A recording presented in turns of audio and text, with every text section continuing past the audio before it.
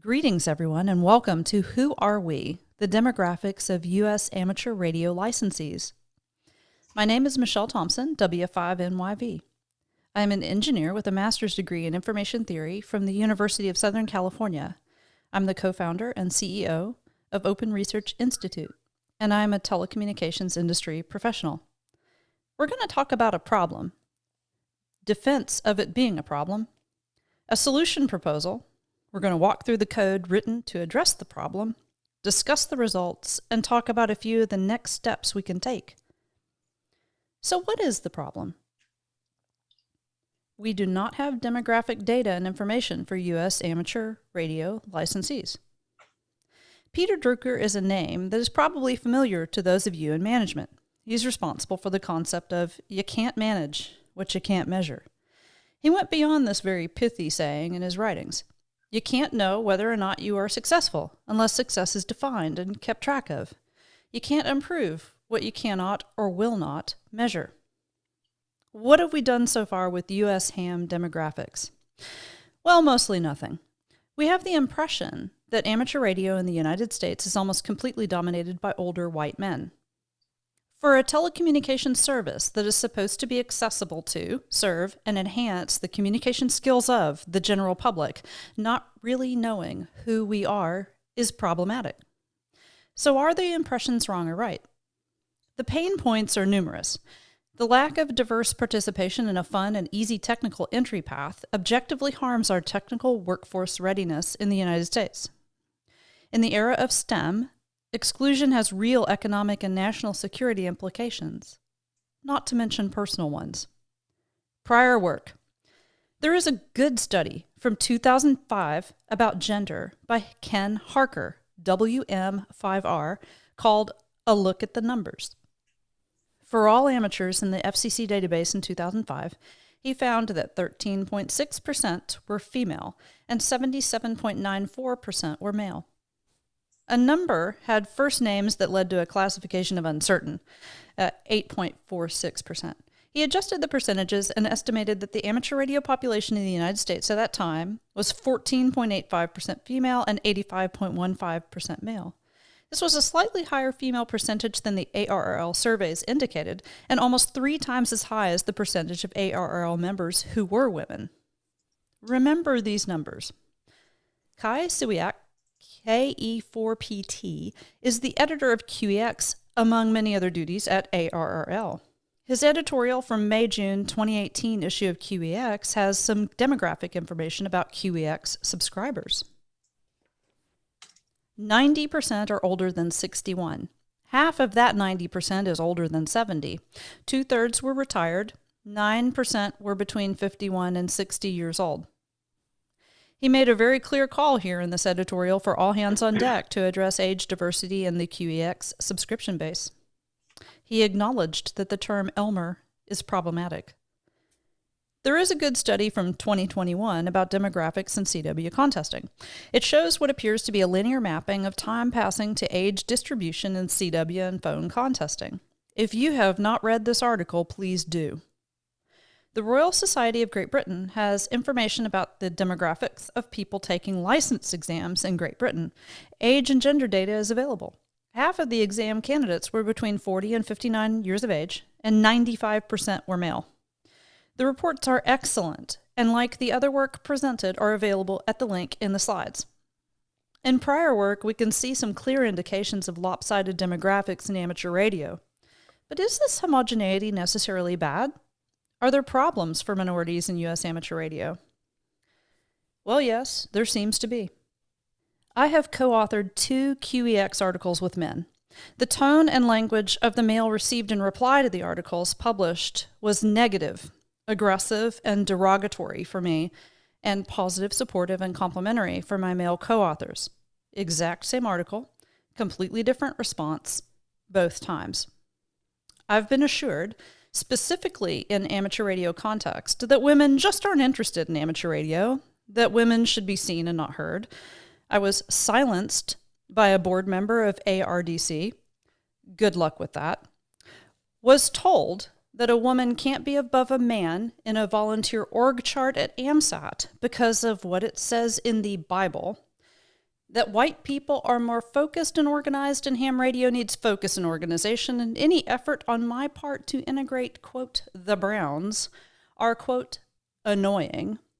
And I have been informed, as if I was remiss in my duties as a volunteer leader, that amateur radio just doesn't suffer any harm from being homogenous. This directly from the president of a major amateur radio organization. I've been told that technical teams composed of all white men from very similar backgrounds can simply work faster and better together, and that including people that look and think differently, like me, would just slow things down, and that's why I couldn't possibly be included. I've been told everything was fine until you showed up. I was advised if you'd just work quietly on tech and hand it over to your betters that you wouldn't get attacked, and I have been lectured that adopting a code of conduct means that the organization in question admits it has a problem, that everyone can just simply act like an adult, and that everything will be fine. In amateur radio, I've received death threats, rape threats, and obscene messages, all sent from a position of confidence that I do not belong in amateur radio, and will simply go away if people sending the messages are mean-spirited enough. Abuse like this is effective in chasing people off, and it's very, very rarely punished.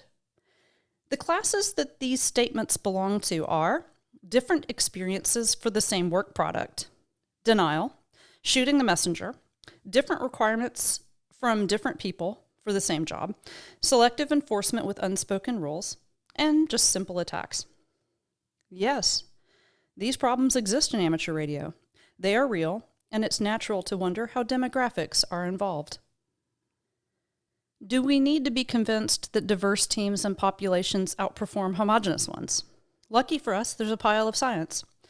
A good survey article from Harvard Business Review is linked in the slides. From that article, we can see that diverse teams are much more likely to price stocks correctly and to give results above industry mean. This is a very nice, free return on investment. Something close to my heart, since my primary focus is research and development for open source digital radio, is that, quote, gender diversity within R&D teams generates certain dynamics that foster novel solutions leading to radical innovation. The results indicate that gender diversity is positively related to radical innovation. However, it does not promote incremental innovation in the same way. So what is the solution for the lack of demographic data? With basic modeling, some demographics about U.S. amateur radio licensees can be constructed. Gender can be guessed based on machine learning models that assign gender to names. The ratio of men to women can be estimated, acknowledging that some names will be unknown, for example, Pat or Leslie. The databases used are geographically focused. For example, Japanese names in the US FCC database are not categorized very well by a US-centric machine learning algorithm. However, this can be done manually, or, for example, by rerunning Japanese names using a Japanese ML database. Race can be guessed based on probabilistic models that assign a race to a licensee based on census results per zip code or geotagging. Taking into account techniques from model thinking, we can refine this probabilistic model to include the effects of sorting and pure effects. The University of Michigan has the most public-facing presentation of this work. Age is more difficult to model because it has not been collected for U.S. licensees for quite a while. But there are some things that can be done. Look at the CW contesting work in the prior work section. Thank you to Marty Wall and Dick Norton for sharing a database of age information about amateur radio licensees up until the point it was no longer collected, and for providing a path forward for getting current demographics with respect to age. There have been some excellent suggestions, support, and advice that's been given, and work will continue in this direction. Knowing is better than not knowing. Amateur radio licensees are allowed the use of frequency spectrum because it is considered to provide positive public benefit. The amateur service in the U.S. is self-regulated. We need to ensure as equal access as possible. In practical terms, the responsibility for being of service to the general public is on us, not on the FCC. If we don't know our own demographics, we cannot authentically claim amateur radio is accessible to or of benefit to the general public. The FCC really could, and arguably should, be providing demographic information like it does for professional broadcasting licenses. An organization like ARRL could take this on and start to work with the FCC on better data. Data privacy is another area of discussion. Knowing removes any excuses for not dealing with it. This can be stressful and difficult work. The Python script written for this project can be found at the address in the slide. I'm going to walk through the code. It will be simplified, but I am not going to dumb it down. I'm going to speak about it and to you as if you were sitting at a desk managing paper files in order to come up with the results. My coding style can best be described as there appears to have been a struggle. I am not a professional software developer, although writing code is part of what I do at work. My formal background is information theory, which is an area of applied mathematics used in forward error correction, communications theory, compression, and cryptography. I have training in probability and statistics and additional formal training in writing and using models. With rare exceptions, when we sit down to solve any sort of problem, we don't do everything from scratch. When we do something like building a kit, we buy parts made in a factory and we follow a schematic designed by someone else. We quite often have to troubleshoot and test this kit, and it's really fun to modify or kit bash or decorate it. When we work on a car, we use tools that we bought maybe from Sears back in the day, and we follow along the Haynes manual, checking off the steps. But we consider the work done as ours. A lot of software programming is done the same way. In this section, we're bringing in some very useful hand tools. In Python, the language used here, we gather the pre-made blocks of code we're going to use with import statements. The command import is followed by the name of the module. We need to be able to move around in the directory structure on a computer and open files. We need to generate some random numbers. We're going to present the data in a web browser, and we're going to make some zip code maps.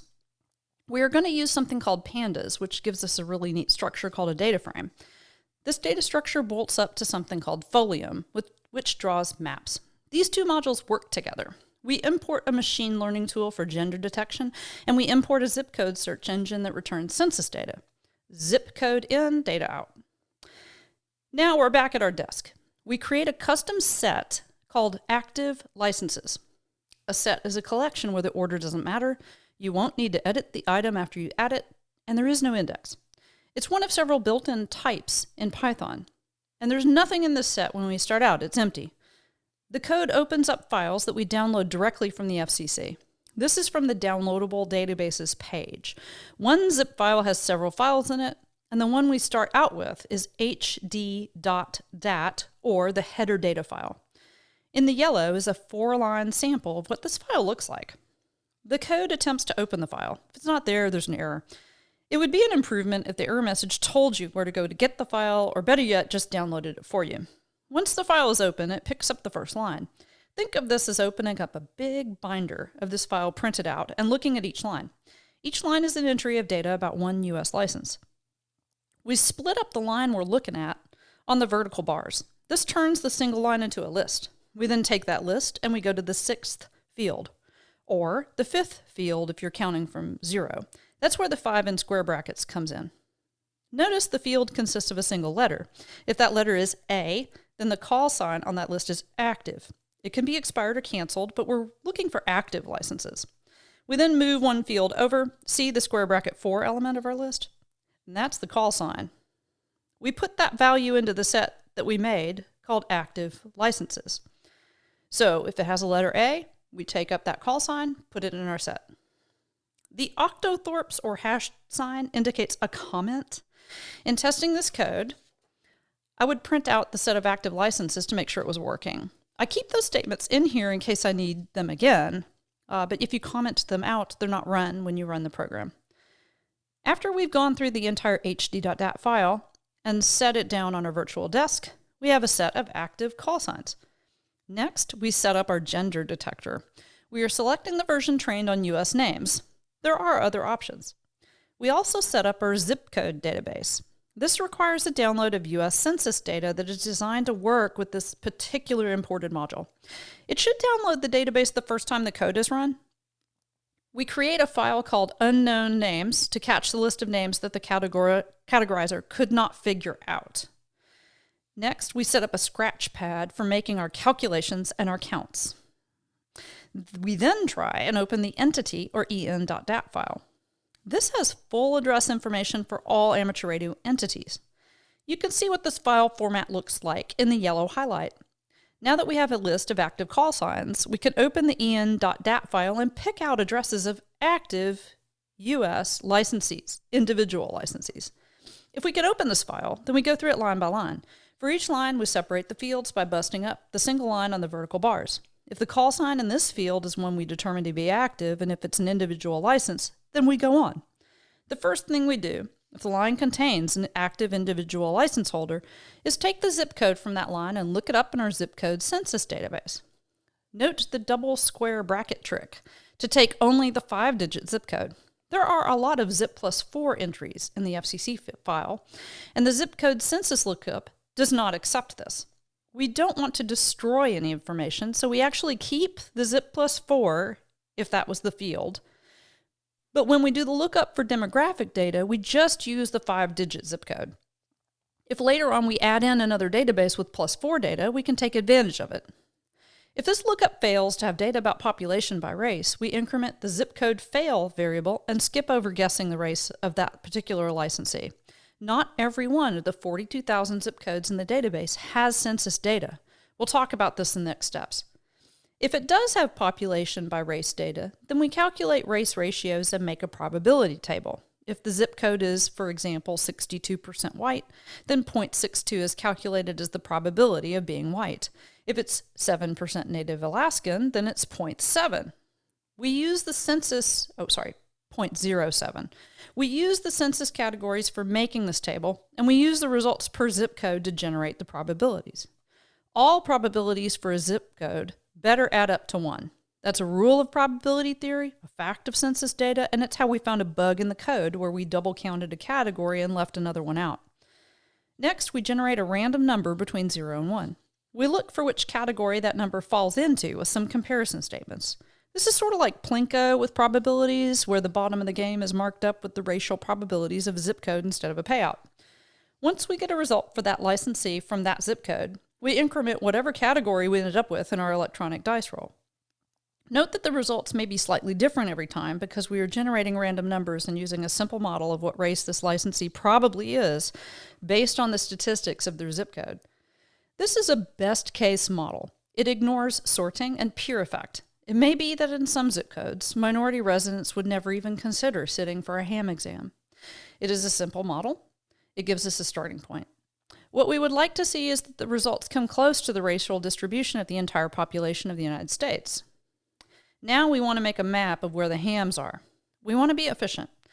We could list out all the zip codes and then put tick marks by the zip code of the active hams we find as we move through the entire en.dat file. But we're going to do better than that. We make something called a dictionary. It has a key and a value. Like a paper dictionary, you have the word, which is the key, and you have the definition, which is the value. You look things up by a key, and usually return the value as the information fetched. We have zip code as key, and the number of hams in that zip code as the value. For this dictionary, we are making at our desk. If we have a zip code we need to put a tally mark by, we first check to see if it's already in our dictionary. If it is, then we increment the value of hams by 1. If that zip code was not already in the dictionary, if it's a new one, then we set the value to 1. This means we have a dictionary with no gaps. Notice it's not stored to a file or anything like that. We're building it as we go in memory. So after we've made a guess about race based on zip code, we take the first name and we make a guess about gender. We're still working with the same line from the en.dat file, but now we pick up the name field. This means that even if there is no racial data, because that zip code doesn't have census data, we still look at gender. We have some quirks in this database that we're going to punch out or disregard. If we get no name, a comma as the name, a period as the name, or if we get this one weird Rust result with parentheses, then we don't run a gender detector test. Now, it's unusual these days to get a license application without a name or with oddball characters, but there are active individual licenses with non-word names. So what do? Well, we skip them. We take that name and we run it through our gender detector. This is a model created with machine learning and trained on U.S. names. It assigns either male or female or unknown. Names like Pat, Leslie, and so on fall into the unknown category. We write the unknown names to a file to make it easier to run more tests on them. We update our counts for gender, and then we print out all the counts. If the license was not an individual active license, which was our first real test, then we have skipped over all the tests. We come to this point in the code, and we simply put a tally mark in the other license type. Next, we make a heat map or choropleth. We have a completed dictionary of zip codes and tally marks for how many active individual licensees per zip code for the entire en.dat file. We convert that dictionary into something called a data frame, which can then bolt right up to the maps in the tool we imported at the beginning, which is called Folium. We make sure we put in some headings for our dictionary data frame thing we have made. The name of the column in our data must match the name of the column in the map we want Folium to use. We have lots of choices out there for map files. What I think we would really like to see is an interactive U.S. map. Now, we'll continue working towards that, and you are welcome to contribute. For today, we are going to build the state of California. I found a set of zip code maps for all the states of the U.S., and I learned how to use Folium, and I got it working. The tricky part is making sure that the zip code column in our data matches the column headings for the list of zip codes on the state map. Now, this sounds simple now, but getting it to work took more hours than I expected, and it wasn't obvious why it was failing. A choropleth is a heat map. It uses color value, light to dark, to indicate the number of items in a region. We set up the Folium map, tell it where to center and how far out to zoom, and then we tell it what colors to use and where our tally mark file can be found. We save this map as a web page called heatmap.html, and we open it in a web browser. Here we're using one of the tools we imported. Results. Here's the raw output from the gender detector. Very few were punched out. 14.5% were unknown. We jotted those down off to the side in a file, remember? Now, after looking at a random sample of those names and doing our best to track down the person online or on social media, the ratio of the unknown gender turned out to be the same as the ones the detector was more sure of. Assuming same ratio as known, we get 13.9% female and 86.1% male. So there's been no change in gender ratio for active U.S. individual licensees since 2005. If anything, there appears to be a slight decline. We see this also in professional engineering. The high water mark for women in professional engineering positions in the U.S. was around 1986. There is no significant difference in spot checks of very recent licensee batches. Here's the result from a recent Wednesday upload to the FCC. Census data dice roll for race results is in the following chart. Here's a close-up. Here's the census results by race using the 2021 model for the entire United States. Here they are side by side. Note the zip code fail category, and that 2 or more is about the same, that there are more white people, and in all other categories there are less. Do these models match what we see in our organizations and activities? Think about your local traditional ham radio club. Now, what I've done here is a best case model. It's a straightforward dice roll based on the racial makeup of the zip codes where ham lives. It's a best case. It does not take into account sorting or pure effect, but what happens if we do that? So first off, social science teaches us that small scale or micro motivations do not equal macro behavior. When you have racially segregated neighborhoods, can you then assume the residents are racist? Well, no, that's not what social science shows. The Schelling model is used to study the effects of segregation. It does not take a very strong preference for wanting to live near people that look like you, or walking into a ham club meeting and seeing no one that looks like you and not coming back, to create clearly segregated neighborhoods or clubs. If you use the Schelling model and you apply it to demographics where things are already lopsided, then the sorting effect means that small categories of people, like women or non-white people in ham radio, end up segregated into much smaller spaces, clubs, and organizations. If the demographics are really lopsided, then those organizations won't form in the first place because there's not enough people to provide enough officers for clubs to cover the U.S. They don't want to join a group where they feel like they are not welcome. There aren't enough of them on the ground to make a go to viable alternative, so they quit and they find something else to do with their time. The sorting effect is the individual choosing to associate with people that look like them. Peer effect is when you start to act and behave like the people you happen to be around. Think peer pressure, or, but it's tradition, or, well, we've always done it that way, why don't you? Everyone else does, so it must be fine. That sort of thing. Sorting can lead to discrimination through peer effect. Anyone acting differently becomes an existential threat and is stomped on until they leave. This is the connection between demographics and discrimination. The only way out of this is to enforce repercussions for bad behavior. That is a necessary condition for inclusion. Segregation is well studied in social science. Once you model sorting in pure effect, then small minorities tend to disappear or drop out at a much higher rate than majority members. Whether they are leaving because they were made to feel unwanted, harassed because they were not a peer and pure effect bonding needs are strong, or just because they didn't feel comfortable being around people that don't look like they do, and they removed themselves as fast as they could, the results match what most of us observe in amateur radio. It is almost all men, and they are almost all white, especially in the traditional amateur radio club scene, where they are almost all old and disproportionately wealthy. Look at the board members of most any major U.S. ham organization. They're older, white, wealthy men. Now, there are exceptions. There are diverse ad hoc and interdisciplinary technical groups in amateur radio or amateur radio-related fields. The nonprofit I founded and work for now has a 60% underrepresented board membership, and it has a very racially and age-diverse technical team.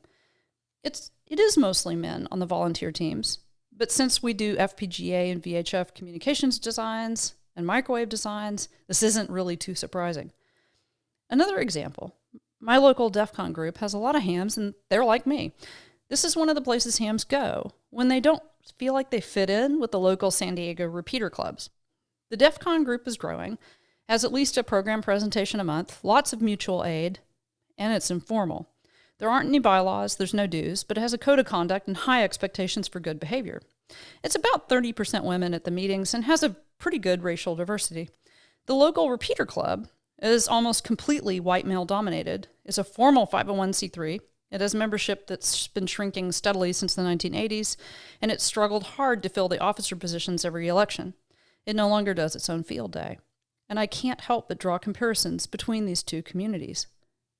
The amateur radio service does have an obligation to be of real public and educational service to the general public. So what do we do about this? Well, let's look at the maps and ask some questions. Here's the state map we generated with our code. The very dark zip codes have 0 entries. There are also missing zip codes. You can see some of the disadvantages working directly with zip codes and not yet converting to proper geotagging. Zip code data is quick but dirty. There is a solution, and it's to spend time replacing the zip code lookup with a more direct census data lookup. The advantage of the zip code census data? It's free. So what can we do with this data? Well, where does Park meet for club meetings? Park is Palomar Amateur Radio Club, one of my local clubs. It meets in Carlsbad. Where are the hams? Well, they're in Poway, Ramona, Encinitas, Carmel Valley, Claremont, Mira Mesa, Encinitas, Lakeside, and Santee. Carlsbad doesn't have a whole lot of hams. Should the club consider another location for meetings? Well, what if those areas already have a local club? With data, you can ask these sorts of questions. On this map, what is up with Yucaipa? Hey, what's the story on Placerville? Here's San Francisco. Notice where the hams are. Next steps. Can we get the FCC to directly provide demographic information? Preferably with more privacy and not less. Can we get demographics without someone like me handling your data? Address the shortcomings of using zip codes by using proper geotagging. Continue to refine and expand the demographic models to extract more data and more value. Make an interactive map of the United States, not just California. And speak up about things in amateur radio that filter people in or out. Make the local changes. Be prepared to look at things that club leadership tends to take for granted. For example, we might think reciting the Pledge of Allegiance at the beginning of ham club meetings is not a problem. But for a large fraction of young people, it is something they bring up as a very big turnoff. Young people will sort themselves right out of ham radio well before you get any chance to force them to appreciate reciting the pledge through pure effect. This is an open source project, meaning you should be able to recreate everything I have done based on the published code. Pull requests, forks, questions, improvements, and contributions are all welcome. You can reach me at Whiskey 5 November Yankee Victor or W5NYV at arrl.net.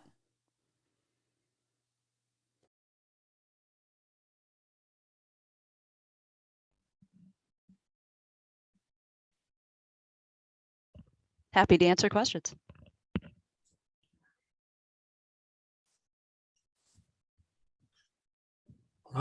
Larry's got his hand up. Take it away, Larry. Me and the unmute were getting along.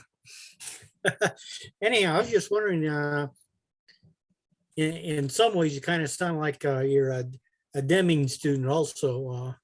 But have you found possibly, because of the pandemic situation, a skew in your numbers? Only because not people are getting out and they're not participating in public functions as much? I didn't look at the past 2 years separately from the past 10 or so. So the data that I look at for active hams is for the entire time period of all the different hams being active. But in terms of like observations and activity, it is a huge diversity of things have been going on. Some clubs have shut down entirely, and some have grown quite a bit. And there doesn't seem to be that much of a pattern, except the clubs that have grown have put a lot of time and energy into making sure that hybrid meetings and virtual access, remote access works really well, or as well as possible. But you know, the statistics don't seem to have changed very much.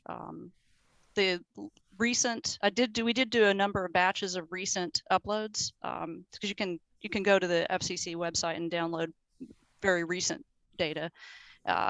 And those numbers actually look a lot worse than the overall body of active licenses. And I don't have a good explanation for that. The people over in Great Britain, their radio club, did have an opinion about this in the report that's linked in the slides. And their opinion was that they saw a decline in younger people taking the test.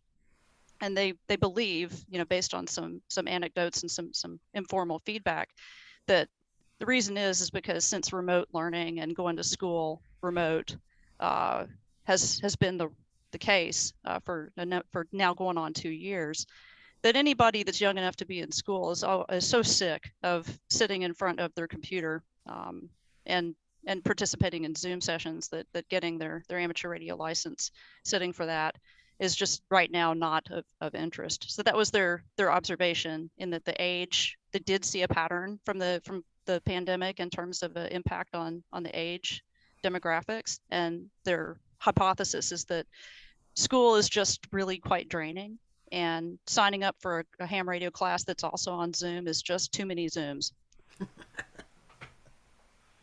Zoom, zoom, zoom.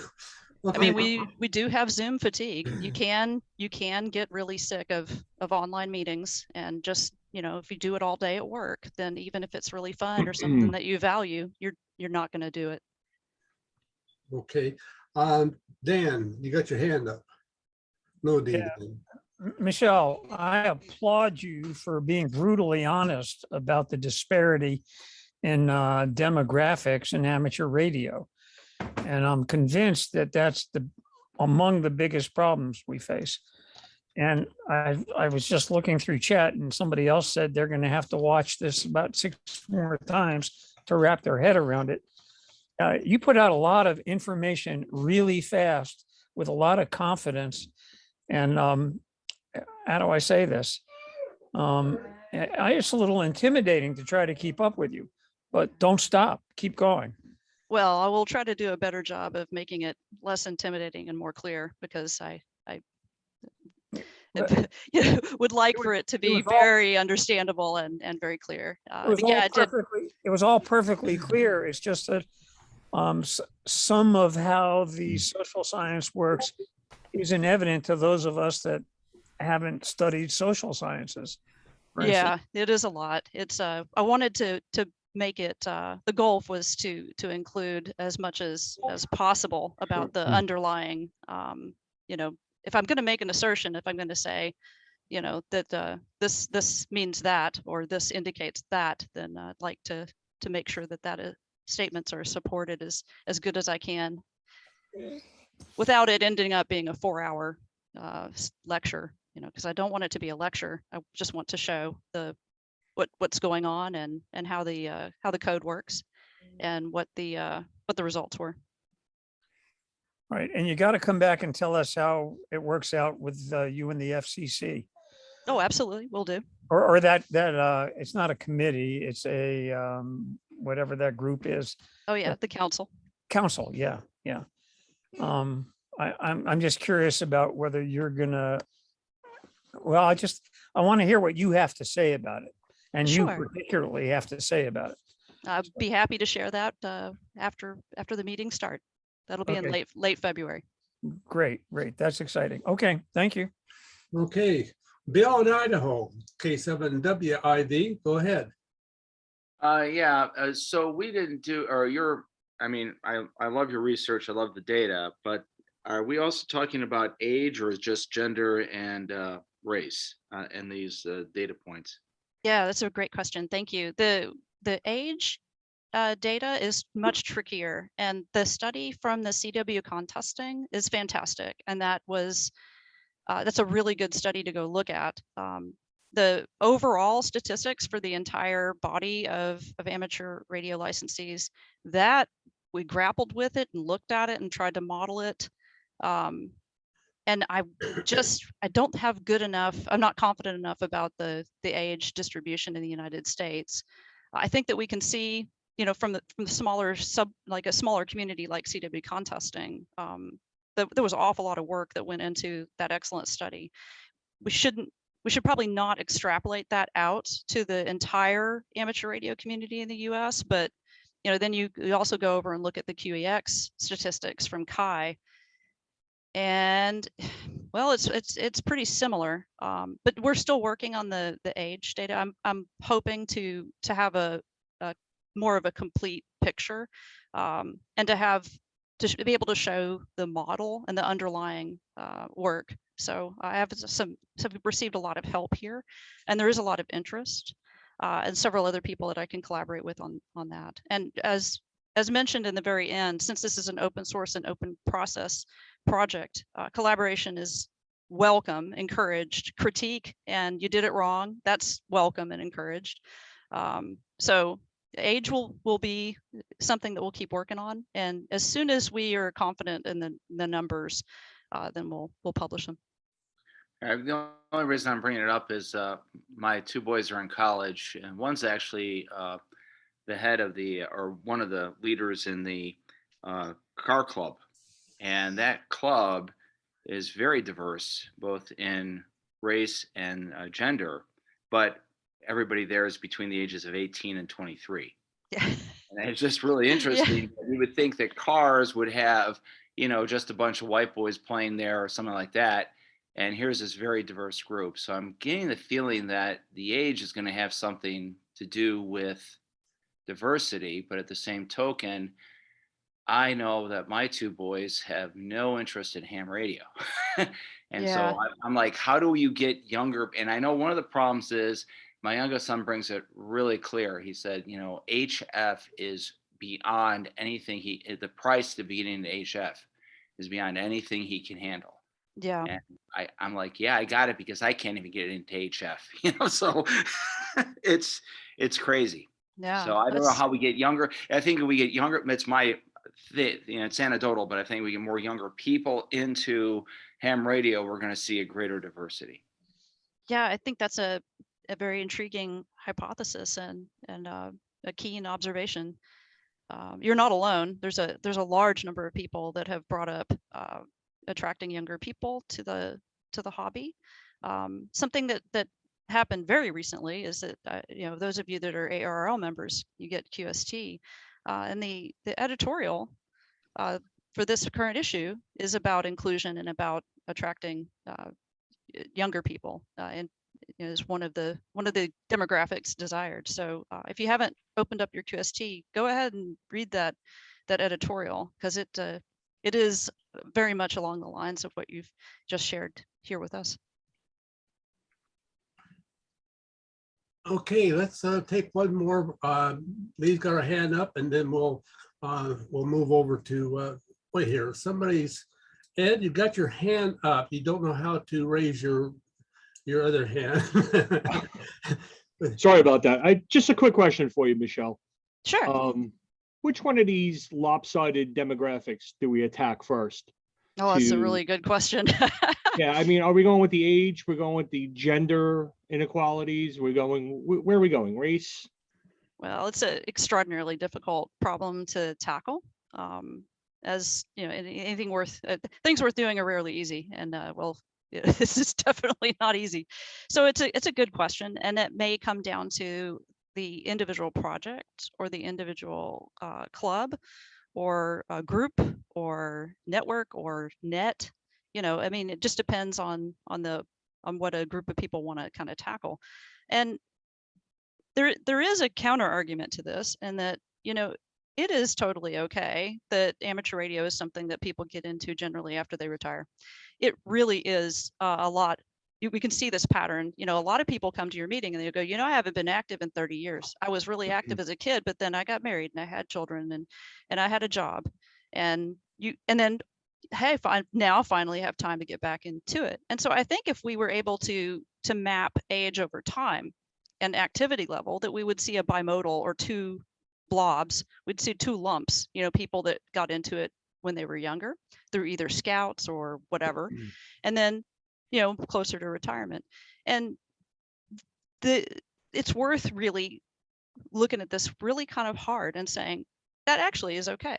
It's totally okay for a hobby that really fits in well with people that are retired. There's nothing inherently bad about it, is there? Well, you know, that it's only inherently bad if you're excluding people and keeping them out. And those are, to me, two different things. So in the question about what to attack first, I think the previous person, I think it was Dan, who brought up maybe age had led to a healthy diversity in the car club.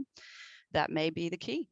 So it's just going to take some focused effort and really kind of approaching it in a systematic way, seeing what happens, and looking for some sort of positive result. And like, those are very difficult long-term things to engage in, but well worth it. As you've seen, there are great benefits to having a diverse either workforce or hobby. Diverse organizations give your organization some extra powers. So I don't know the answer to the question, and I would say whatever works. Can I take on whatever works. Can I follow up with something real quick? Sure. How do you go about having the older generation of hams realizing that for the most part, they're the ones keeping the younger hams out? That the younger hams don't necessarily want to be, you know, they don't want to listen to the weather. They don't want to listen to the daily medical ailments. You know, they can't have a conversation with some of these older hams who are full of knowledge and who are capable of passing that knowledge along to the next generation of hams, but they just don't seem to want to budge. And right. Yeah, this is, you know, they kind of stuck in that whole. Yeah, a good question. And there's two ways about it. You can fight and rant and rave and demand and, you know, try to change the minds, or let them have their Saturday breakfast meeting and let those clubs be happy.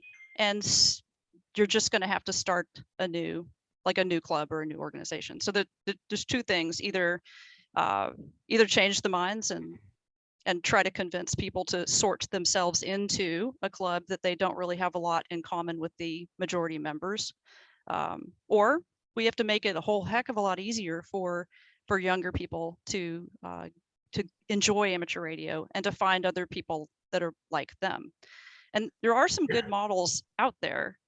Some universities really make it possible for, in engineering and in technical programs, they make it possible for not just the students to do, you know, a practical radio with the amateur radio license, but then the students actually run a lot more of the organizational aspects of the educational program.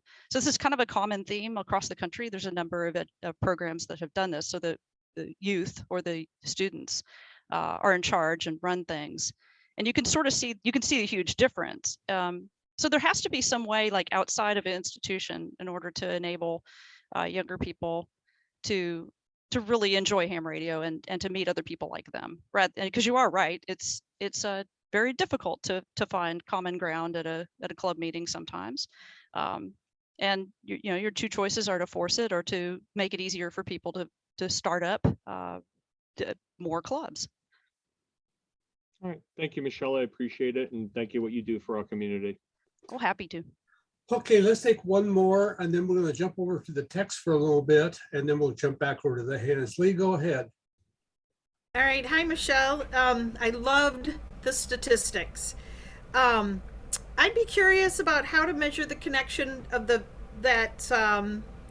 between amateur radio that can be viewed as a path to the engineering occupations. I hear that a lot from our young people that saying I got into amateur radio because it opened up a lot of opportunities for me in my path to engineering, and whether that might be a path to inclusion. So that that didn't really occur to me until I started listening to what you were talking about. So you really opened up a lot of new ways to think about an old problem. So I was wondering what you are planning to do next. Is this going to continue? Are you done with this project or what? That's a very good question. Thank you for the feedback. Yeah, this will continue. These are relatively simple models. The gender model is actually probably the best one, and that's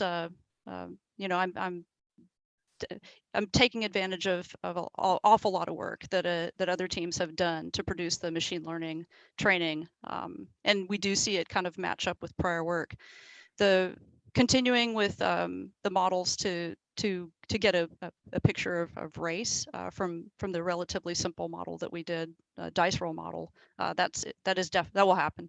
Keep working on that and double check things. The age is not ready yet, and that is ongoing work. And so the answer is yes, this will continue. What I'd really like to end up with is an interactive map with solid numbers that is automatically updated whenever the FCC posts new licenses. And so it does not take too long for this script to run on the entire database. So at regular intervals, it can just simply update. So that's the eventual goal, is to produce something like that. Okay, Barry, do you want to take over the text part and make sure we're not anything there?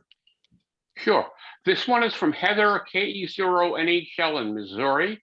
It's a little bit technical, so she wonders through on the part of the code where it passes on the file error, does it work like a loop, and does it work like an if-then statement for the results? Heather also has her hand up, so she might want to just come on that way. Yeah, that might be the best way.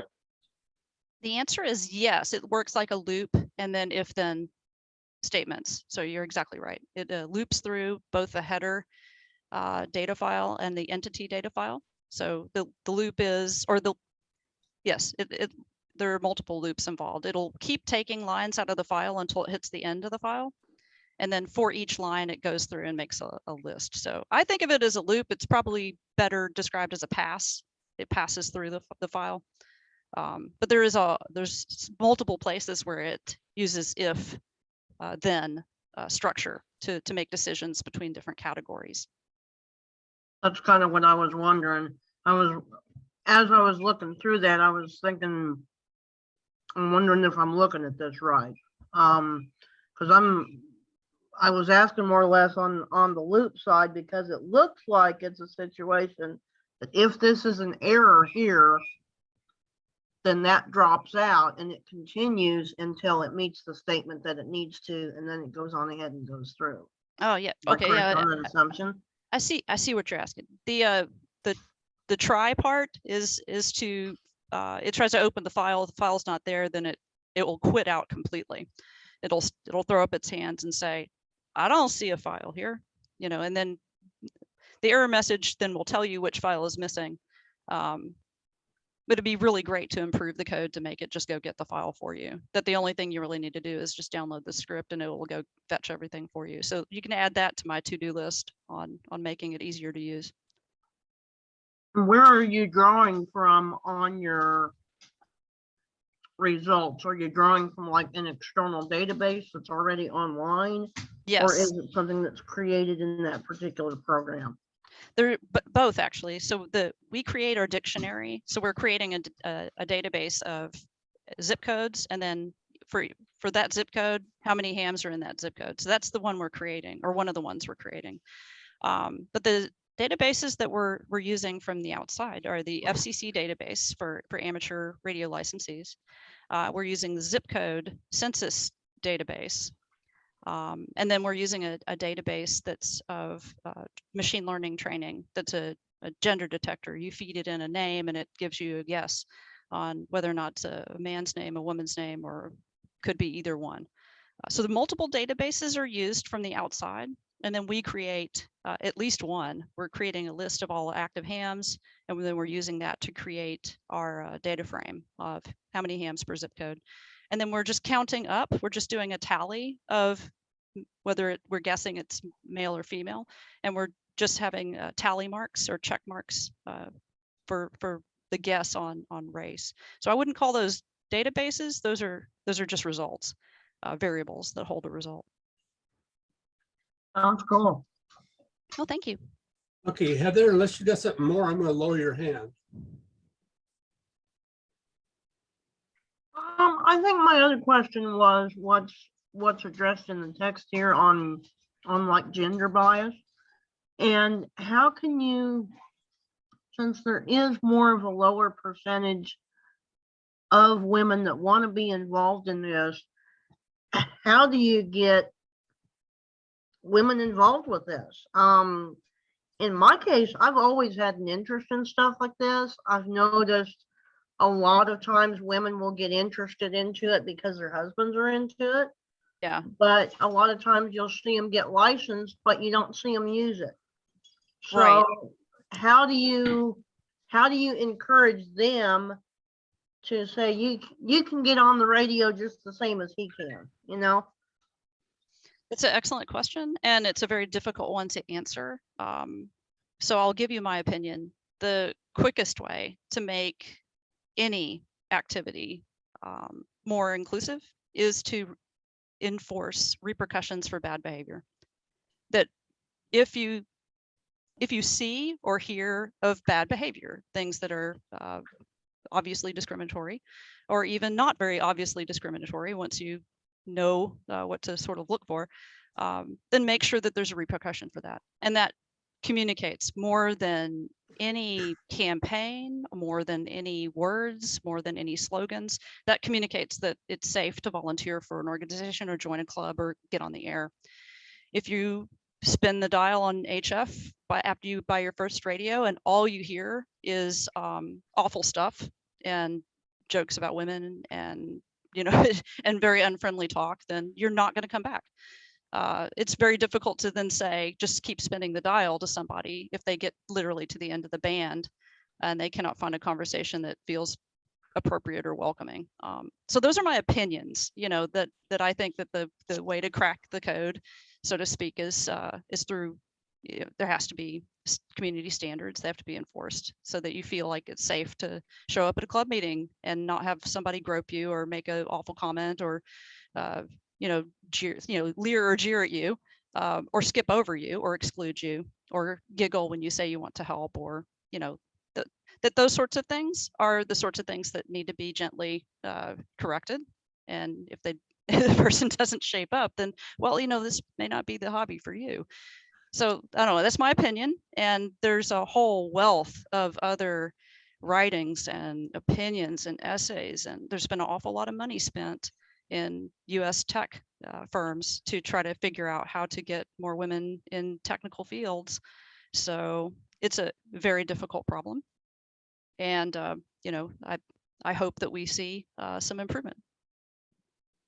Yeah, I'm hoping so too, because I think a lot of us have dealt with bias at one point or another, especially when it comes to either wanting to help or, coming into the hobby new and not knowing how to do certain things, and just asking, okay, instead of telling me, just build it. Walk me through it step by step of how this can be done, Yeah. In other words, mentoring. Yeah. Yes. Okay, Heather, I'm going to lower your hand now. Thank you for your comments and suggestions there. Barry, let's take a couple more from text and then Okay. we'll come back to the hands. Okay. Well, Sheila had a good story, and yes, there's lots of gender bias that I've seen. There's also a lot of age bias that I saw in this hobby when we were younger. And all you can do is move on and find a different club. If it means forming a new club, it means forming a new club. So yes. Matthew had a question about what's the goal for collecting the data to get better information and more membership. I think the goal is to get better information so we can make our organizations better. Let me see. Alan had a question about how do you evaluate research bias? Hobby Lobby has like 85% women to 15% men in their shopping population. The cost to young people is an obstacle. Are we going to subsidize the young for equipment purchases? He welcomes anyone on their merits, educate the young people to develop interest. And you might see that as mean, but it's not meant that way. And you want to answer that one, Michelle? I really like the subsidy question, because one of the ham radio clubs here locally for quite a while has a program of buying equipment for younger hams, I believe through Scouts. So if there was since there's a lot of Scout involvement here where I live in San Diego and in amateur radio, and this was the one area where I think I saw there was some improvement and some interest, but it did not result in any of the Scouts joining the club or becoming active in the club activities. But we did directly subsidize people, young people that were getting their licenses. So I've seen it done in a small scale at least once. And I'm not sure really that money is the answer here, because time really is the biggest challenge for younger people, especially people in school. The scheduling of most students in the United States is absolutely daunting. I don't know how they have time to eat. So that's really kind of the biggest challenge. I don't know if a subsidy can fix that. So excellent points, by the way. The rest of it was Okay. great. Mike wants to know if the actual code of the program is available. I believe it's open source, correct? Yes, I'll distribute the slides at RATPAC. What we do is we send out the slides with the follow-up email, and the link to the code, source code on GitHub is in the slide deck. It's at the very beginning of the code listing. And yeah, you can check it out, download it. If you star it, then you'll get updates whenever the code is updated. But yes, all the source code is freely published. Okay. Stephanie makes a good point in chat. She says, what if they don't realize exactly what bad behavior is? That's probably a good point. Yeah, it is. Standards for behavior in groups is it's a big deal. We spend a lot of our time and energy as humans figuring out what to do, when, why, how, where. And yes, I think that there are cases where it was meant as a compliment and it did not come out that way. And these misunderstandings can happen a lot. And I'm not too worried about those as much as deliberate exclusion, or where it becomes, no, you can't participate because you're too uppity or whatever. So there's like in all things, there's tons of shades of gray between maybe just a cringy comment or the rest of the clubs rolls their eyes and goes, well, he's from a different era, so I'm sure we've all run into this in both directions with assumptions being made about what category you're in or what you present as. But when I think that we should all be as forgiving as possible, and then quick to enforce repercussions for bad behavior. And when you enforce repercussions, it's incumbent, it's required for you to explain yourself fully about exactly what you think was maybe wrong in that particular case, and do your very best to give an alternate, a way out. So that's my opinion. There's different ways to do it. There are people who advocate one strike and you're out for any sort of discriminatory or cringy or creepy behavior. I think there's value to forgiveness and learning and accepting and communicating and collaborating on a solution together. But again, there's room in here for a whole big variety of opinions on that. Okay, well, there are a couple of other comments in the chat, but I think I've gotten most of the interesting questions, so I'll give it back to you, Dan. Okay, let's go to the hands, and that gives people to chat more there and give us more questions there. Peter, go ahead. Thank you, Dan, and thank you, Michelle. Really enlightening presentation. I just wanted to make a quick comment. When I was in high school, we had a fully outfitted ham station at our high school, including a beam and receiver and transmitter and the whole thing. And that might be something that ham clubs want to consider, and that is sponsoring a station at their local high school. And that way you get the students where they are, and hopefully they've formed their own club with hams being advisors. And that would be my thought. Thanks. I think it's a fantastic point, and there's been some success in some high schools. I know of a few around here with ham clubs in the high schools. The biggest challenge to getting something like a ham club or a ham station in schools is, in general, liability and fear, uncertainty, doubt. We are very risk averse when it comes to students. I've volunteered for First Lego League, and I've volunteered for amateur radio, and I volunteered for Maker Faire, and tried to do learn how to solder days in school. And the pattern for all of that activity is it is extraordinarily difficult to get the school to open up the students to actually doing anything, to doing something with their hands. And what amateur radio is extremely hands-on hobby. So yeah, I mean, that's the best possible way to get practical arts, going in school. The challenge has been you have to get somebody on that's at the school to champion the idea, to sponsor it, to carve off time from their job as an educator to handle it and then take responsibility for it. And I'm not kidding about the liability insurance. When we proposed through Maker Faire to learn how to solder at school, we were invited in by the school, by the way. They've viewed this as a valuable thing for kids to learn. We were thrilled. Through the course of talking about it and setting it up, by the end of it, we were talking about $2 million worth of liability insurance that we were denied, because we're talking about 450-degree soldering irons, and once you explain that it's something that can burn you, then eventually the school then said, well, can you do it without having them powered on?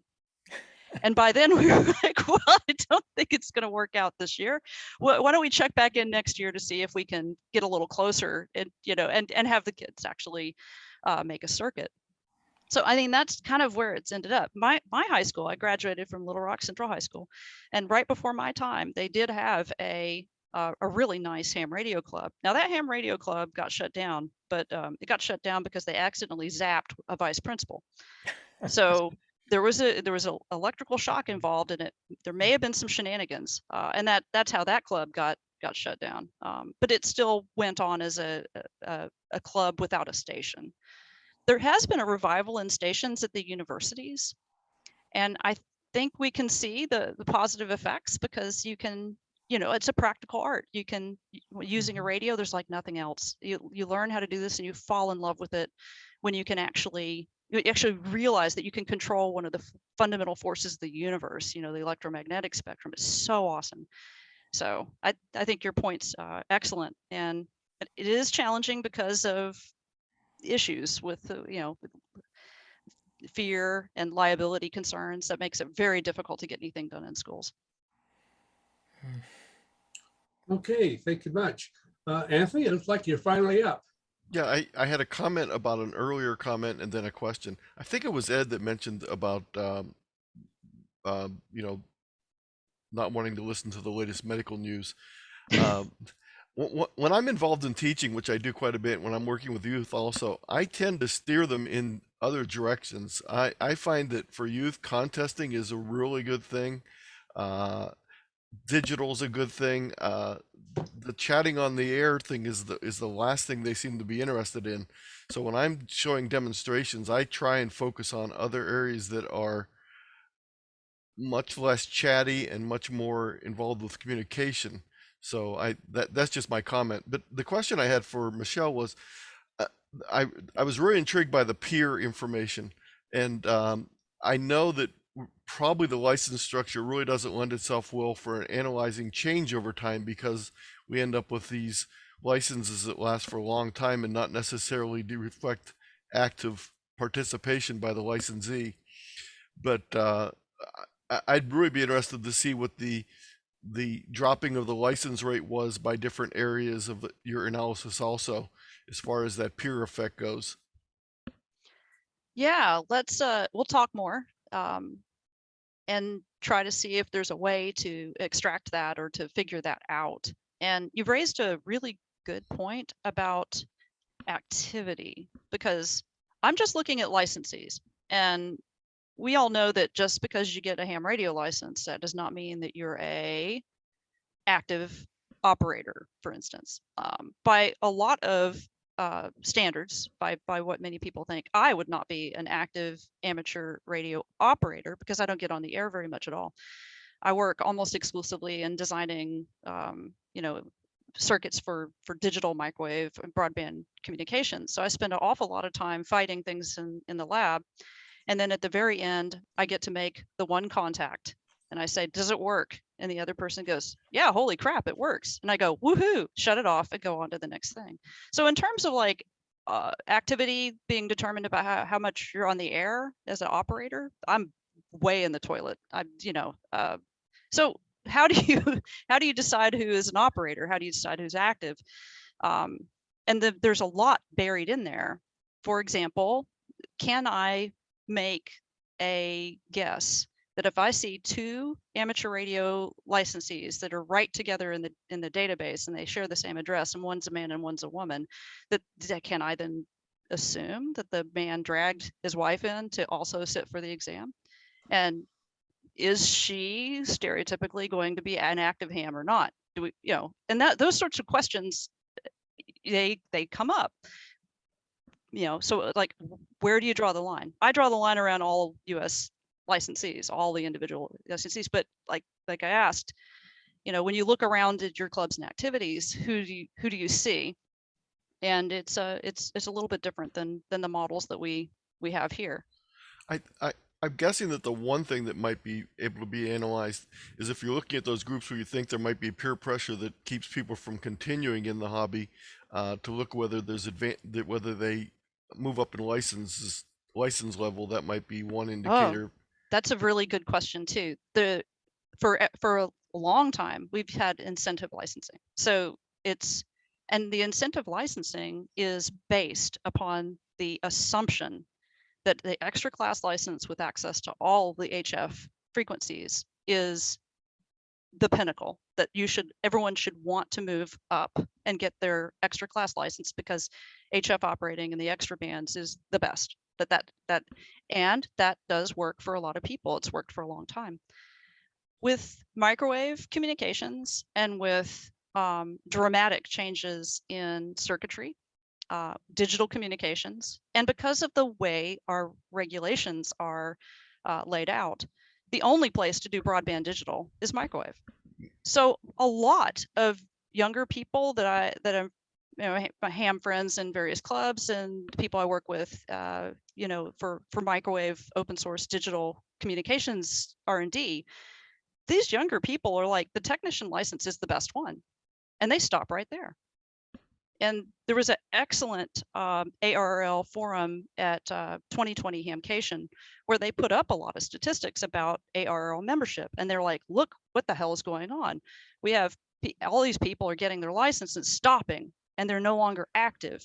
We have all these, everybody's sticking with technician, and those technicians are also not joining ARL. And so they posted these, I wish I had a picture of it to share, because it's excellent statistics from ARL's point of view. Their position in this forum was, you know, we've got to go convince everyone to get back on the air, upgrade their license, be an extra, and go have fun, you know, in single sideband or whatever. So I'm sitting in the back of the room going, they're missing out. Like there's this enormous blob of people. I can see them, and you know, that's what I do. I see this cohort of people, this large population of happy hams, do it, you know, with their RTL SDRs and GitHub downloads, and it made me realize that you know, that the incentive licensing has broken down. Yeah, and you know, that brings up a really interesting point. I'm thinking of it in an old model. I'm thinking of it as a novice license model, and then moving up to either general or technician. And because we don't have that entry level license that differentiates in that way, it really doesn't tell you anything, because even in those days, there were people that wanted to go into the UHF and VHF end, and they got their technician class license, but they moved away from that initial license. So because the tech license is the entry level, that really doesn't tell you anything. You're very right on that.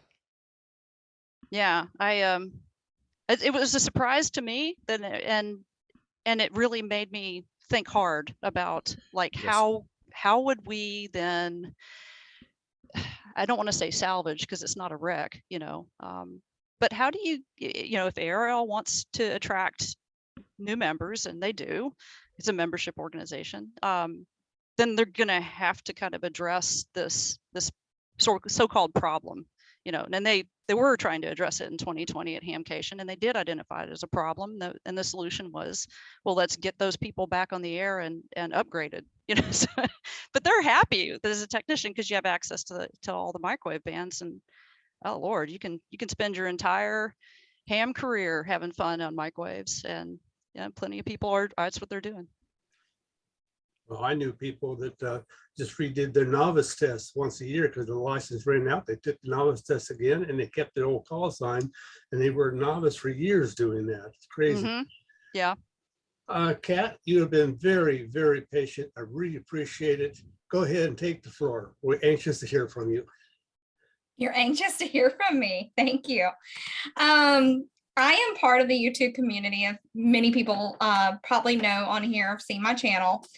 I do participate in a lot of the happy hours and things like that. And a lot of the comments have been like, it's guys, guys, guys. And really me and Rhea into RJ, the Hudson director for ARRL, are the only two women on the show. So it's a lot of not so many women on YouTube, which I understand a lot of people aren't comfortable in front of the camera. I've just gotten it a lot. Even when my local club, there's like very few women who participate. And so it's just one of those things, like I tell people that women are doing this and women are on the radio. You're just not, I guess, not seeing them, you know, face to face, that type thing. Because there's a lot of women who are on the radio who aren't necessarily active in the clubs or anything like that. So there are people out there. It's just not, you know, a lot. And it's hard to explain that to other people when I get emails from women all the time going, hey, I want to be a part of this, or I want to be a part of that. Can you put me in this direction for women, this direction for women? And so I'm constantly filtering these emails out and just sending them this information. So, you know, it's a lot of that stuff. And it's hard for single moms. I'm a single mom, to find time to actually do radio. So actually I kind of just pop up on the weekends and do radio in Hunt and Poda. So, and I have a QRP station that I'm running off of at home. So I don't have a lot of money in this. Actually, really nothing at all. The radio was loaned to me. The antenna was given to me, and the power supply was given to me as well.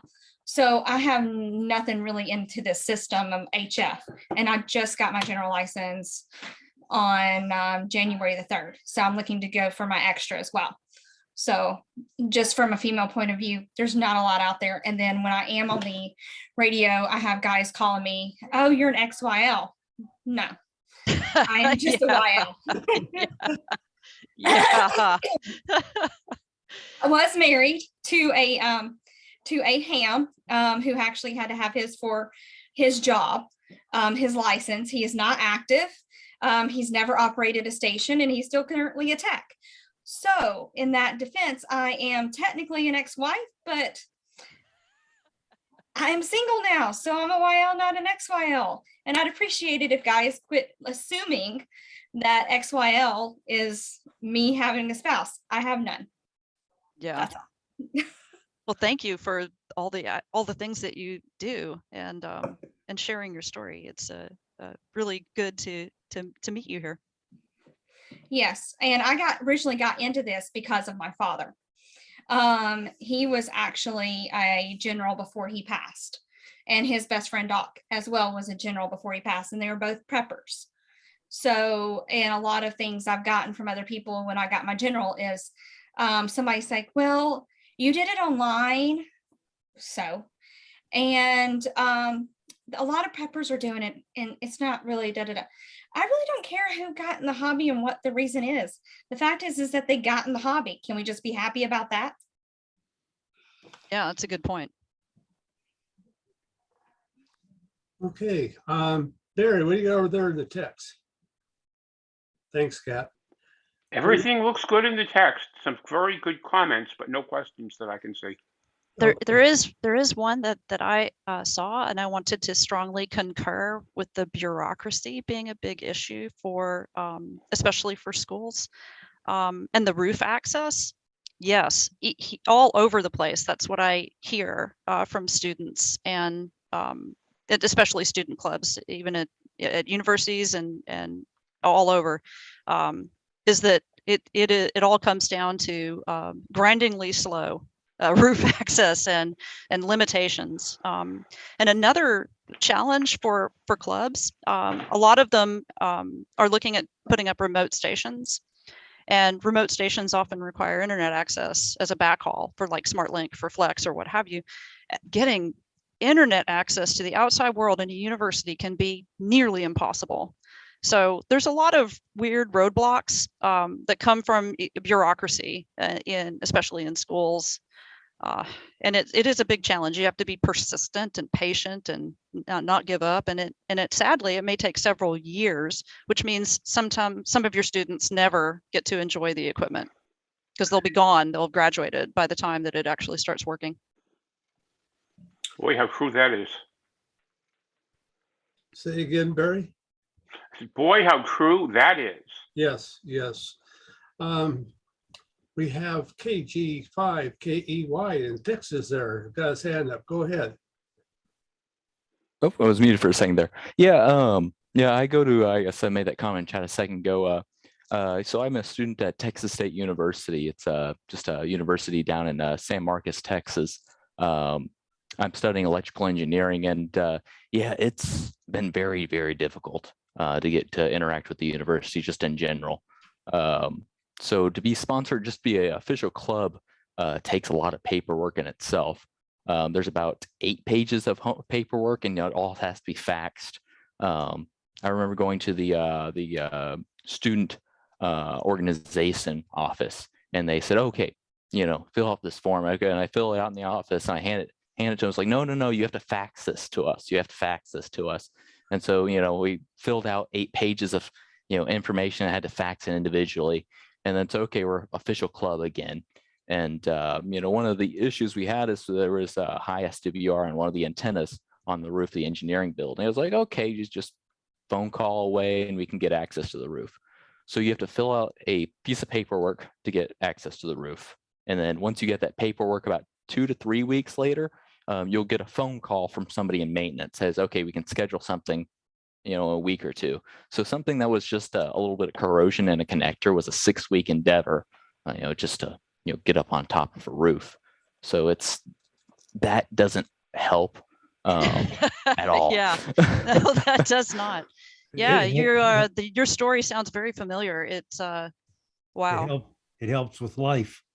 it does kind of prepare you. I'm not ready for it though. I don't want to do this yet. Yeah. Legs and all that kind of stuff. Yeah, there is a point. There is somebody in chat that says it's not just a problem for hams; it's also a problem for commercial radio, property management, and all that. So it is a challenge, and maybe I don't know how to crack it, because it goes back to fear, liability, control over the property. So fear, uncertainty, and doubt is a very strong motivator. And then as hams and doing a ham club at a university, it's interdisciplinary, it's practical, it's you're having fun, which may put you under some amount of scrutiny, but you're kind of like you're crossing a bunch of lines, so you're not acting the way that they expect you to act, and that can make it difficult. And so therefore you need to be patient and persistent and not give up, and just nag your way to success. Okay, we're running along. Probably got time for a few more questions, but we need to start wrapping it up here. Larry, go ahead. Yeah, one thing that I've run into is since I'm retired, I've been able to devote more time to poking around to people. And I even got this just recently from our local junior college. We can't let you put an antenna up because it's probably going to interfere with the microwaves. We do have some of our older instructors with pacemakers. Oh boy. Oh boy. Yeah, so, well, yeah, the these fear are of supposedly highly educated and technical people. Yeah, we do have the fear of interference, and that's a big deal. Not causing it, detecting it, figuring out where it's coming from. And these are hugely important skills, because our entire economy and all sorts of things that we do as humans, we are relying more and more and more on wireless communications. So ham radio is such a perfect way to really learn about this fact of life. And they're not making any more spectrum, just like it's land, but always a good investment because not making any more of it.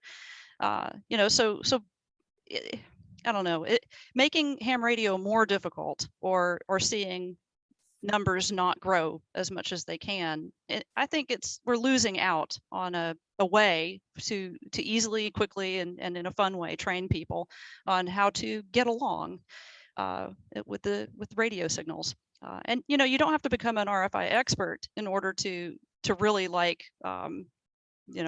a technical expert, as long as you understand kind of like what radio interference really is and what it isn't, is a huge win culturally, because then we can make better decisions about our technology, our infrastructure, make better decisions as citizens.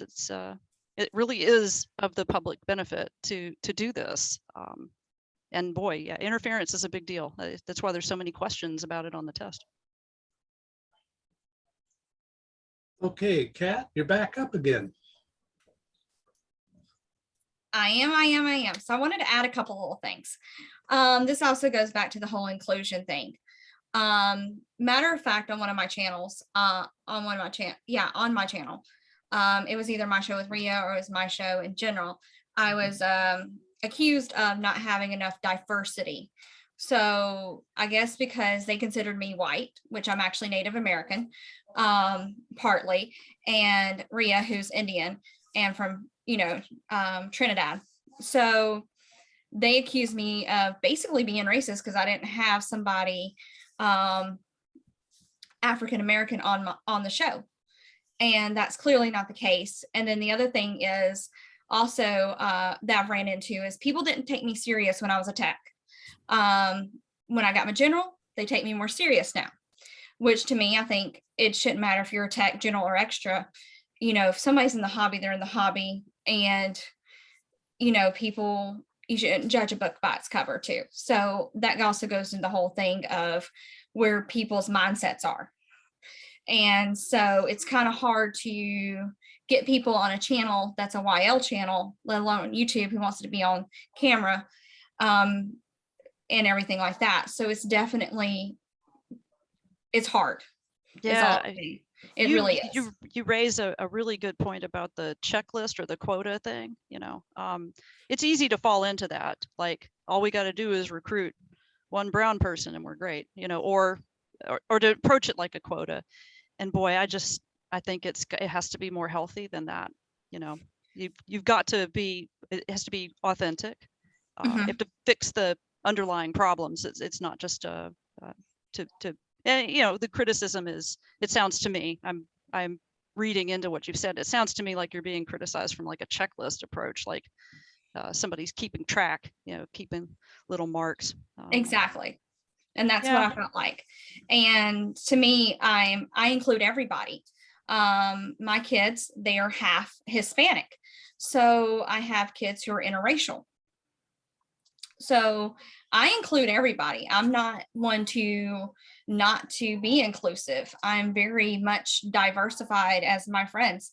I have friends who are all, colors, shapes, sizes, genders, and all that. So to me, I'm just not that type of person to just exclude somebody based off of the color of their skin, their gender, or anything else. That's just me. Thank you. You're welcome. Okay. Dan, just 1 second. It looks like a Tate KA70, KA70 brought up something really cool. Yeah, it's just most of the issues do not appear to be unique to amateur radio, and I'd just like to highlight his comment here. It's true, and it's kind of easy to kind of say, an easy out is like, oh, it's a technology thing, that amateur radio is a technology, falls into the tech spectrum, and therefore computer science, information technology, information security, electronics and things like that, that since it's all tech, that we have a broader problem in tech. I don't know. I don't know if that holds up under a whole lot of scrutiny, but there does seem to be some resonance in what Tate said.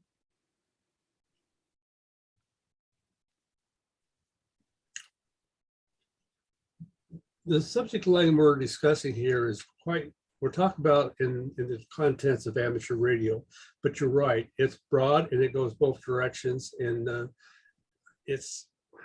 I like to think it's getting better, but there's a lot of people who disagree with me. Well, how can we get more men into nursing? How can we solve that puzzle? Or teaching? These are, we can look around and find things that that may be lopsided in the opposite direction. I think what we do is, in the areas of our expertise, right now we're talking amateur radio. That's an area that most of us know a little bit about. That's the areas you concentrate on. The other areas, they have people that do the same thing, and eventually everything starts to come together. The solutions will probably look a lot alike, but to try to solve them all is a nightmare. Yeah, not possible. But next week, we will be talking about practical aspects of attracting more people to your amateur radio club. And that will be from Steve Conklin, who has some experience in this area. So please come back next week to hear about some practical ideas for how to either revitalize or vitalize your club. Yes, thank you for the plug. We are doing a little mini series on this, and I think you all will enjoy it. So hopefully to see you guys back here next week, same time, same place. Thank you all for coming. Okay. Thank you for having me. Larry, do you have you're clapping, that's your, okay. I think everybody is done for now, so I'm going to close it out and we'll get this stuff in a follow-up email with everything that everybody has an idea what we did tonight. 73s, everybody. Appreciate you. Thank you. Being here. Great job, Michelle. Thank you. 73. Thank you so much, Michelle. Oh, thank you. Couldn't do it without you all. You're awesome. Bye. See y'all later. 7-3. 7-3. 7-3.